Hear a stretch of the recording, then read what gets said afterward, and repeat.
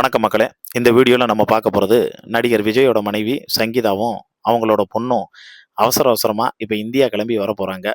எதுக்காக இவ்வளோ அவசரம் அப்படிங்கிறத பற்றி தான் இந்த வீடியோவில் நம்ம டீட்டெயிலாக வந்து பார்க்க போகிறோம். அதுக்கு முன்னாடி நம்ம சேனலை சப்ஸ்கிரைப் பண்ணாமல் இருந்தீங்கன்னா மறக்காமல் நம்ம சேனலை சப்ஸ்கிரைப் பண்ணிக்கோங்க. அப்படியே இந்த வீடியோவில் வியூ ப்ராடக்ட்னு உங்களுக்கு வந்து ஷோ ஆகும். அந்த ப்ராடக்ட்டை கிளிக் பண்ணிங்கன்னா ஏகப்பட்ட ப்ராடக்ட்ஸு உங்களுக்கு 80% 90% ஆஃபர் போட்டிருப்பாங்க. அதில் உங்களுக்கு ஏதாவது தேவைப்பட்டால் மட்டும் அதை நீங்கள் அவசியப்பட்டால் மட்டும் அவசியமாக இருந்தால் மட்டும் கிளிக் பண்ணி வந்து பர்ச்சேஸ் பண்ணிக்கோங்க. மற்றபடியா அது வந்து மேண்டட்ரி வந்து கிடையாது. அதுக்கு நம்ம ப்ரொமோஷனும் வந்து பண்ணலங்க. சரி, வாங்க இப்போ நம்ம வீடியோக்குள்ளே டீட்டெயிலாக போய் வந்து பார்க்கலாம். கடந்த சில நாட்களாக ரொம்ப பரபரப்பாக வந்து பேசப்பட்டுக்கிட்டு இருக்கக்கூடிய விஷயம் எது அப்படிங்கிறது உங்களுக்கே வந்து தெரியும். முழுக்க முழுக்க சங்கீதா விஜய் இவங்களுடைய விவகாரம். அது மட்டும் இல்லாமல் இப்போ நடிகை த்ரிஷாவுக்கும் விஜய்க்கும் கூடிய சீக்கிரம் அஃபிஷியலாக மேரேஜ் அனௌன்ஸ்மெண்ட் வந்து நடக்க போகுது. அதை தளபதி அவரோட வாயாலே வந்து சொல்லுவார். அதுக்கும் ஏன்னு வந்து பார்த்தோன்னா கத்தக்கூடிய ஒரு கூட்டம் வந்து இருக்கும் அப்படிங்கிறது மாதிரி ஒரு தகவல் வெளியாயிருக்கு.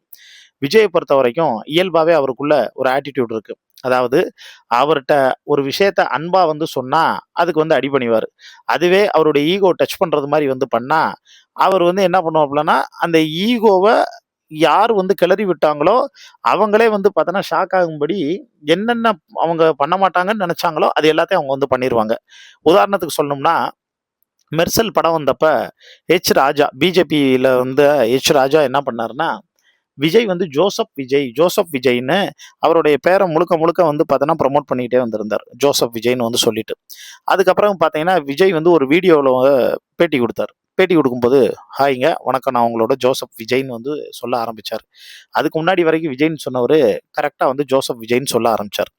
இங்கேயும் அதே மாதிரி தான். இங்கே என்ன அப்படின்னா, சங்கீதா வந்து ஒரு மனு போட்டிருந்தாங்க. அந்த மனுவில் கம்ப்ளைண்ட்மெண்ட்டும் வச்சுருந்தாலும் பிரச்சனை இல்லை, இல்லை அலிகேஷன் வச்சுருந்தா மட்டும் வந்து பிரச்சனை இல்லை. ஆனால் விஜயை எமோஷ்னலாக பிளாக்மெயில் பண்ணுறது மாதிரி ஒரு விஷயங்கள் சேர்த்துருந்தாங்க. அதாவது என்ன அப்படின்னா, விஜய்க்கு ஒரு நடிகை கூட மிக நெருங்கிய தொடர்பு இருக்கு.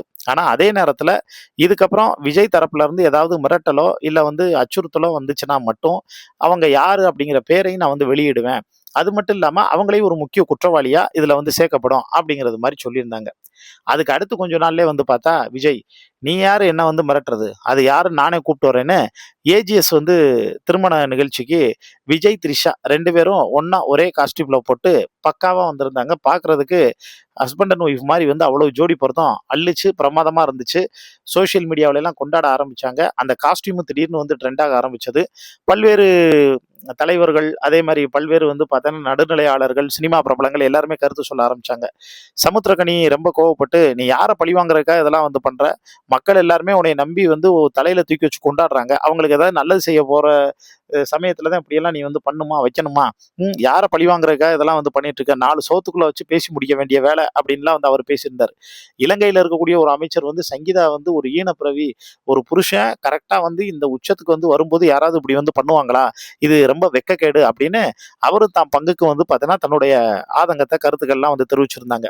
அதே நேரத்தில் விஜய் வந்து என்ன பண்ணாரு, மகளிர் தினத்தப்ப வந்து பேசும்போது, நான் வாழ்ந்த வாழ்க்கை வந்து ஒர்த்து கிடையாது, அதனால அதை பற்றியெல்லாம் நீங்கள் வந்து யோசிக்காதீங்க, கவலைப்படாதீங்க, நான் பார்த்துக்கிறேன் அப்படின்னு வந்து சொல்ல, அது இன்னும் சங்கீதாவுக்கு அதிகமாக ட்ரிகர் ஆக, அதுக்கப்புறம் சங்கீதா வந்து கோர்ட்டில் வந்து ஒரு இடைக்கால மனு மாதிரி ஒன்று கொடுத்து, விஜய் வந்து என்னை வீட்டுக்குள்ளே வந்து நுழையிறதுக்கு அலோவ் பண்ண மாட்டேங்கிறாரு, எனக்கு பிரிட்டிஷ் குடியுரிமை மட்டும்தான் வந்திருக்கு, இந்திய குடியுரிமை வந்து இல்லை, அதனால என்னை உள்ள நுழையிறதுக்கு வந்து அலோவ் பண்ணணும், விவாகரத்து முடிகிறது வரைக்கும் நான் இங்கே தான் வந்து இருப்பேன்னு வந்து சொல்ல, ஆனால் அதுக்கு பதில் எதுவுமே வந்து பார்த்தோன்னா விஜய் தரப்பு சொல்லாமல் இருக்க, இங்கே சங்கீதாவுக்கு டிஎம்கே சார்பாக இருக்கக்கூடிய சில வக்கீல்கள்லாம் சப்போர்ட் பண்ண ஆரம்பிச்சு, அதெல்லாம் நீங்க தாராளமா உள்ள போகலாம், யாராலையும் உங்களால தடுக்க முடியாது, தேவைப்பட்டா போலீஸ் உள்ளுக்குள்ள துணை கூப்பிட்டு அவங்க அனுமதியோட நீங்க வந்து போகலாம் அப்படிங்கிற மாதிரிலாம் வந்து சொல்லியிருந்தாங்க. அதுல எப்பயுமே விஜயை வச்சு செய்யக்கூடிய சாட்டை துரைமுருகன் சொல்லும்போது சொல்லியிருந்தாரு, யாரை நீங்க வீட்டுக்குள்ள வந்து நுழைய வேணாம்னு சொல்றீங்க, அந்த ஈழத்து தேவதேவா அந்த வீடு கட்டும்போது எல்லாருமே வந்து பார்த்தோன்னா அந்த வீட்டை வந்து திரும்பி பார்க்கணுங்கிறதுக்காக அவங்க என்னென்ன வந்து பாடுபட்டாங்கன்னு வந்து தெரியுமா, அதெல்லாம் நீங்கள் கொஞ்சம் நெஞ்சமாக வந்து மறந்து போயிட்டீங்களா, விஜய் நீங்கள் வந்து ஆக்சுவலாக வந்து ஒரு ஃப்ளாப்பான நடிகர் ஆரம்ப காலகட்டத்தில், அப்போல்லாம் உங்களை விட்டு போகாமல் உங்கள் கூடவே இருந்தது உங்கள் மனைவி வந்து சங்கீதா தான். இந்த வீடை நீங்கள் கட்டி முடிச்சோடனே 35 நாள் வந்து அவங்க சீனாவில் போய் வந்து இருந்தாங்க, இருக்கக்கூடிய ஒவ்வொரு பொருளையும் இந்த வீட்டுக்கு வந்து பார்த்தோன்னா ஸ்க்ரீன் முதற்கொண்டு எல்லாமே பார்த்து பார்த்து வந்து பண்ணணும்னு அவ்வளோ தூரம் மெனக்கிட்டு தான் மகளோட போய் வந்து இருந்து அவ்வளவு தூரம் வந்து எல்லாமே வந்து பண்ணாங்க. அப்படிப்பட்டவங்கள நீங்க வீட்டுக்குள்ள நுழையக்கூடாதுன்னு நீங்க வந்து சொல்றீங்க. தேவதை மாதிரி இருக்கக்கூடிய ஒய்ஃப் வீட்டுக்குள்ள நுழையக்கூடாது. அப்ப அப்படின்னு வந்து ரொம்ப அழுத்தி வந்து சொல்லியிருந்தாரு, வச்சிருந்தாரு. அது பயங்கரமா வந்து வைரலாக்கப்பட்டுச்சு. இது ஒரு பக்கம் இருக்கக்கூடிய சூழ்நிலையில, இப்ப சங்கீதாவுக்கு சில தரப்புகள்ல இருந்து அட்வைஸ் சொல்லியிருக்காங்க. அதாவது முக்கியமான தருணத்துல, முக்கியமான கட்டத்துல நீங்க விஜய் வந்து பழிவாங்குறது மாரி இப்படி வந்து பண்ணியிருக்கிறது ரொம்ப தப்பு.